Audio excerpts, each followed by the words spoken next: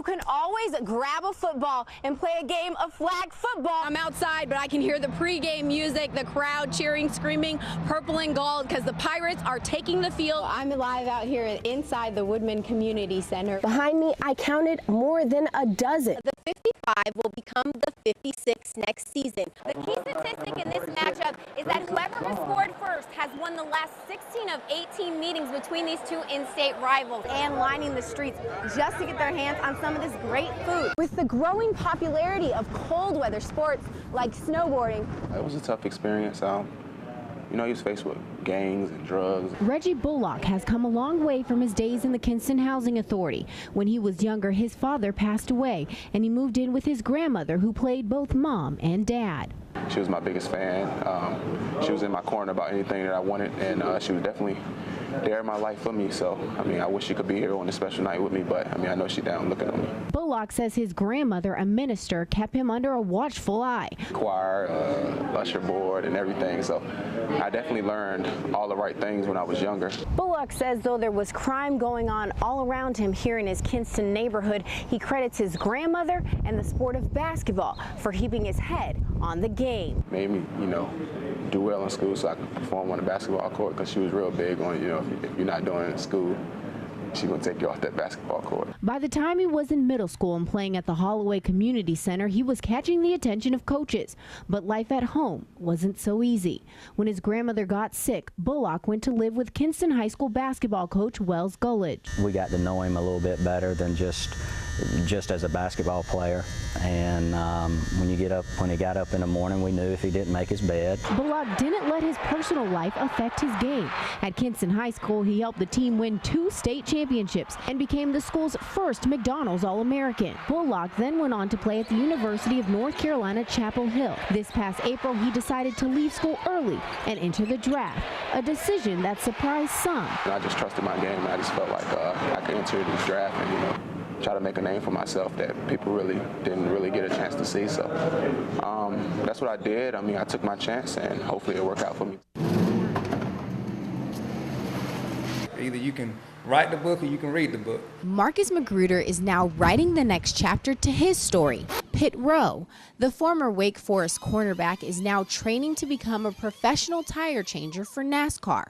Though he didn't know much about the sport, Magruder looks forward to this second chance at going pro. Being an athlete is, I feel, nothing but blessed and honored to be in a situation once again that I'm allowed the opportunity to go professional in something, in a sport that excites me. And he's not the only former college athlete making the jump from the turf to the track. Deion Williams, a former Wake Forest linebacker, thought his career was over after several head injuries. Now he's winning Sprint Cup races as a tire carrier for Mark Martin. Just having the opportunity to still be a professional athlete in another sport that you never knew existed or paid attention to, you know, it made that transition a whole lot easier. This second chance is becoming a reality for former college athletes through the Drive for Diversity Crew Development Program, a NASCAR initiative that began back in 2004 to train minorities and women for a pit crew career. But getting into the program is just the first stop. To make it to the professional level, these athletes have to get it done in an average of 13 seconds. But that pressure is something these former college players are used to. This is a high-pressure job, being in the fact that a mistake could win or lose a race, and being that a lot of these athletes are used to that situation, they're used to playing in front of crowds, they're used to being pushed to their max. That, coming into a sport like this, just makes that a whole lot easier. For Marcus Magruder, his story as a pro athlete is just beginning. In Huntersville, North Carolina, Erica Anderson reporting. Couldn't be more excited for this one. For U.S. slalom kayaker Scott Parson, third time's a charm, or so he hopes. He's been in this position before heading to an Olympic Games, but he still gets butterflies. Getting a little nervous. In his last 2 Olympic trips, he failed to medal. I was disappointed with that performance, and I didn't think that it showed what I'm capable of.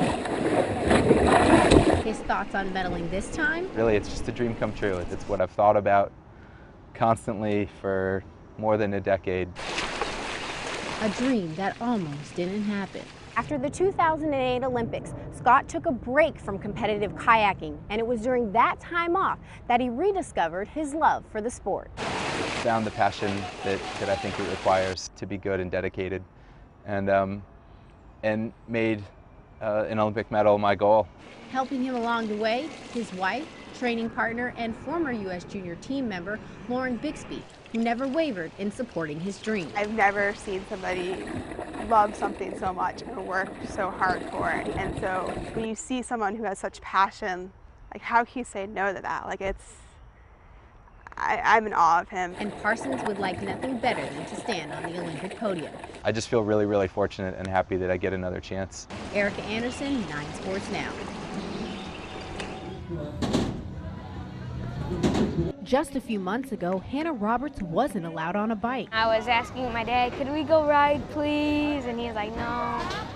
So it was pretty much torture. Earlier this summer, the young biker fractured her back after her bike fell on top of her. The 11-year-old's been BMX riding for a year and a half, only to find herself in a brace from her neck down to her lower back. There was a lot of hesitation of her getting back into it, right up to the point where her cousin called her from the X Games. And when he called and a couple of his friends called, we got right back into it, and she was counting the days when the chest protector and back protector could come off so she could start riding again. It wasn't that scary because I had a lot of people supporting me, so it just inspired me to come back. After months of recovery and encouragement from fellow riders, both amateur and professional, she's back hitting the ramps at BMX Fest in Greenville. It feels really good because now I get to do what I love again and without being hurt. Roberts hopes to go pro one day. It's a love for the sport that draws young bikers to BMX. I'm not really competing, I'm just riding with my friends. It's fun to hang out with your friends and meet new friends. You get to hang out with your friends, just have a good time. Whether they have dreams of going pro or just want to have fun, BMX Fest is giving riders the opportunity to show off their skills. In Greenville, Erica Anderson, 9 on your side.